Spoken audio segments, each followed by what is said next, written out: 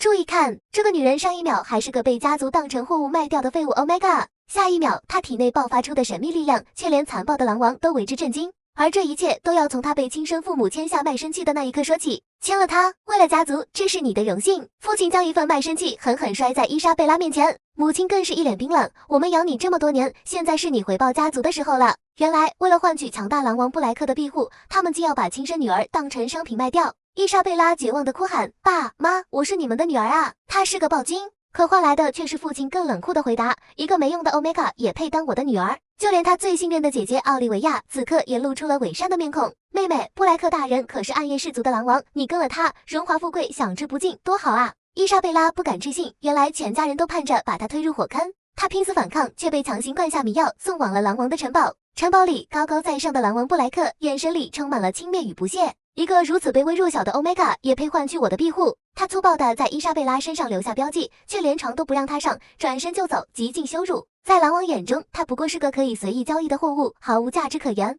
然而，危险不止于此。狼王的死对头格雷伯爵为了羞辱狼王，竟偷偷放出了凶残的魔法猛兽暗影之角，目标直指被囚禁在西厢房的伊莎贝拉。一个没用的废物 Omega 正好给那畜生开胃，他要让狼王亲眼看着自己的新伴侣被撕成碎片。面对扑面而来的血盆大口，伊莎贝拉吓得魂飞魄散。就在他以为自己必死无疑时，一股来自灵魂深处的古老力量瞬间爆发，他只感觉眼前一黑。再次醒来时，那头凶猛的魔兽竟已化为一地灰烬。这匪夷所思的一幕彻底惊动了狼王布莱克。他冲进房间，看着毫发无伤的伊莎贝拉和满地灰烬，眼神里充满了震惊与怀疑。你晕过去了，他自己就变成了灰。他强压着内心的波澜，命令医生对伊莎贝拉进行最全面的检查。检查结果让整个狼族都为之震动。医生战战兢兢地报告：陛下，王后殿下体内有一股我们从未见过的能量，它无比古老，无比强大，甚至远超我们狼族的认知。一个被家族抛弃的 Omega 体内竟然隐藏着比狼王本人还要强大的力量。布莱克死死盯着伊莎贝拉，你到底隐藏着什么秘密？消息传出，暗流涌动。伊莎贝拉的姐姐奥利维亚闻讯赶来，她表面上是来探望妹妹，实则包藏祸心。